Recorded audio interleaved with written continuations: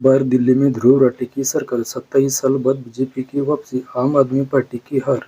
8 फरवरी से पहले गोदी मीडिया ने अपने एग्जिट पोल जाहिर कर दिए। इन सभी में बीजेपी को बहुमत हासिल होते हुए दिख रहा है। आम आदमी पार्टी मानने को तैयार ही नहीं है। 2020 में इसी दिल्ली विधानसभा चुनाव पर एग्जिट पोल आए थे। उन 11 में से 10 गलत साबित हुए थे, लेकिन इस बार ये सभी एग्जिट पोल सही साबित होंगे। कुछ सीटें आगे पीछे हो सकती है। चुनाव होने से पहले आम आदमी पार्टी का बड़ा दावा कर रही थी कि उनकी 55 से ऊपर सीटें आएंगी। मेरे हिसाब से इन्हें 25 से 30 सीटें ही मिलेंगी और बीजेपी को 45 से 50 के करीब सीटें मिलेंगी। कांग्रेस को 2015 में और 2020 में 70 में से सिर्फ एक सीट, 70 में से एक भी सीट नहीं मिली थी, लेकिन इस बार ऐसा नहीं होगा। कांग्रेस को इस चुनाव में 1 या 2 सीटें मिल सकती है। ये माइंड खोल 2022 का एग्जिट पोल है। दिल्ली में पहली बार बीजेपी 27 सालों बाद वापसी कर रही है। ऐसा क्यों? क्योंकि ध्रुव राठी ने लोकसभा इलेक्शन 2024 में कहा था कि पिछले 10 सालों से देश में कमल की सरकार है तो ये देश के लिए हानिकारक है, लेकिन उसका कहना गलत साबित हुआ।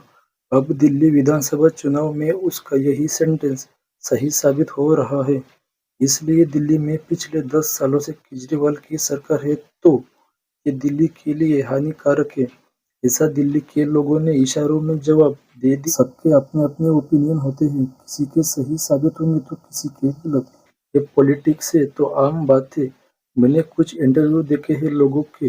वोटिंग करने के बाद उन्होंने अपनी प्रतिक्रियाएं दी तो उसमें ये सामने आया कि किसी को कहना है एजुकेशन अच्छा है तो किसी का कहना है कानून व्यवस्था सही नहीं है, तो किसी ने कहा केंद्र और प्रदेश में एक ही गवर्नमेंट होनी चाहिए। इन पॉइंट्स को ध्यान में रखकर उन्होंने वोटिंग की। लेकिन बीजेपी अपनी सरकार बना रही है तो उनमें भी अपनी सोच बदलनी होगी और इनके लिए यहाँ का डेवलपमेंट करना आसान होगा। दोनों जगह इनकी गवर्नमेंट होगी तो कोई इन्हें परेशान भी नहीं करेगा। जो पिछले 10 सालों में देखने को मिला वो आप सभी के आंखों के सामने ही है। इस इलेक्शन में घोषणाओं की बाढ़ आ गई थी। जैसे दिल्ली में इस बरसात के मौसम में यमुना की बाढ़ आई थी और लाल किले तक यमुना का पानी देखने को मिला था, वैसे ही घोषणाओं की बाढ़ देखने को मिली। इसकी रियलिटी तो अगले 2 महीनों में ही दिखेगी। इस चुनाव में कांग्रेस का नामो निशान नहीं दिखा, क्योंकि उन्हें पहले ही पता था उनका क्या होने वाला है, वो होकर ही रहेगा। 8 फरवरी को रिजल्ट अनाउंस होने के बाद आम आदमी पार्टी बौखला जाएगी कि बीजेपी ने ईवीएम हैक कर ली। अगर ऐसा सच में है तो पूरी 70 सीटें कमल की झोली में ही आ जाती, लेकिन ऐसा होगा नहीं, ये मेरी गारंटी है। वो आप ही देखना। मेरे मन में एक डाउट है कि लोकसभा 2024 इलेक्शन जीतने के बाद लगातार Haryana assembly election, Maharashtra assembly election जीत चुकी है और अब दिल्ली असेंबली इलेक्शन जीत रही है। ये तो हैट्रिक करने जा रही है, लेकिन कांग्रेस तो 2015 से अब तक अपनी हार की हैट्रिक लगा रही है।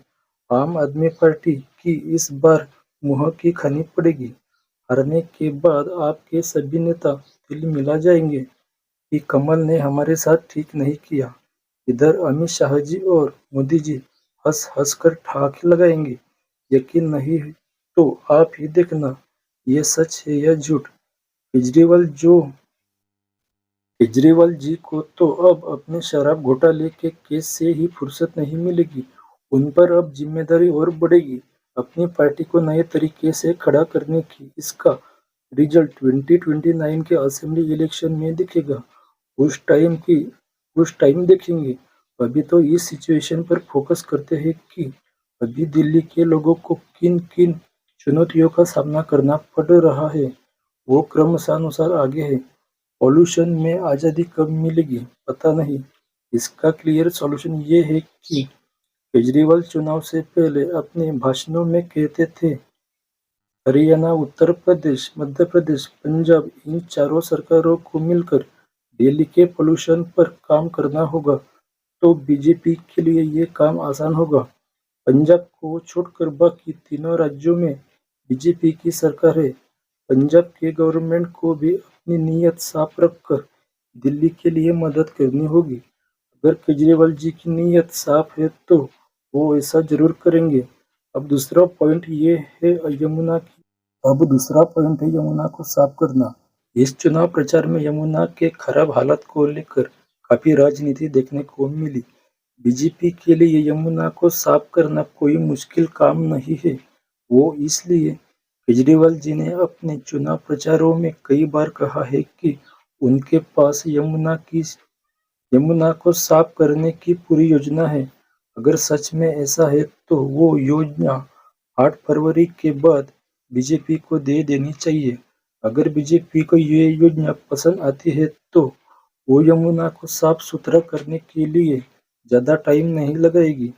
बीजेपी के पास इससे अच्छी योजना होगी तो वो उस पर काम करेगी और उन्हें टाइम भी ज्यादा नहीं लगेगा। तीसरी दिक्कत है महिला और बच्चों की सुरक्षा।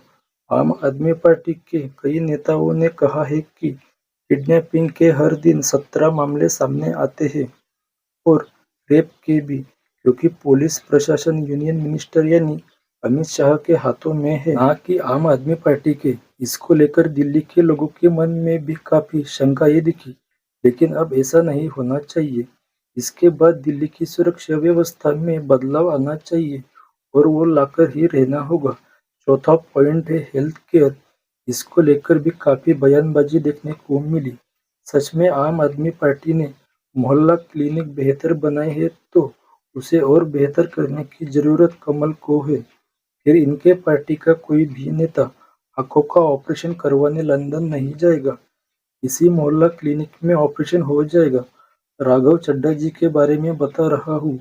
इस पॉइंट पर काफी जोरों शोरों से बयानबाजी देखने को मिली। शिक्षा में तो सच में केजरीवाल जी की पूरी टीम ने काफी अच्छा काम किया है। तभी तो मेलेनिया ट्रम्प दिल्ली के गवर्नमेंट स्कूल को देखने आई थी और देखा भी।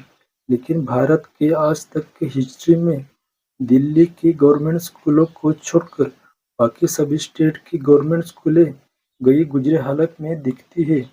ऐसा ही हाल दिल्ली के गवर्नमेंट स्कूलों का होगा तो पता नहीं।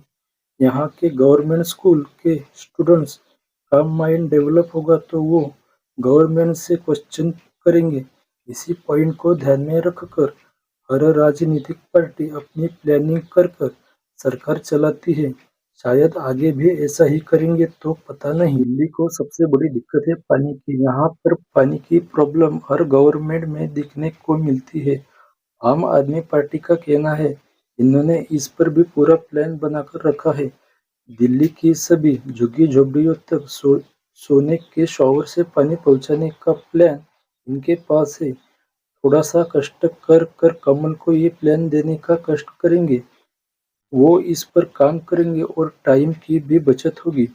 यही टाइम दूसरे कामों को करने में भी लगा सकते हैं। जैसी दिल्ली के झुग्गियों में सड़कों का हाल इतना बेहाल बना हुआ है, ऐसा कितनी वीडियो में देखने को मिलता है। आपने भी देखा होगा।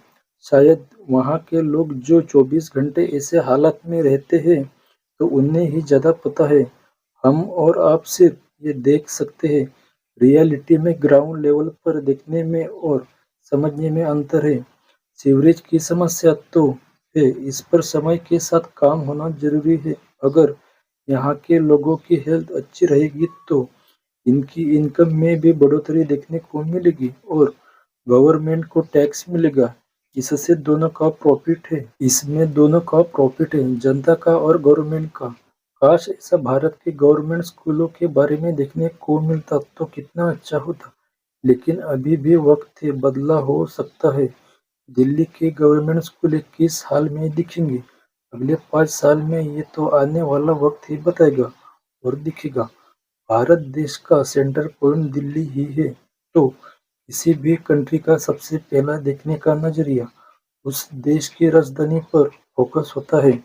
इसी को देखकर देश में इन्वेस्टमेंट आता है। उम्मीद है इस पॉइंट को समझकर आने वाले टाइम में दिल्ली और देश का विकास देखने को मिलेगा। सरकार तो कमल की ही बनेगी। लिख कर ले लो आप सभी लोग। यहाँ तक वीडियो देखने के लिए थैंक्स। बेहतर क्वालिटी के लिए फाइनेंशियली सपोर्ट करें। बैंक डिटेल वीडियो की डिस्क्रिप्शन में दी गई है। थैंक्स फॉर टाइम निकालकर देखने के लिए।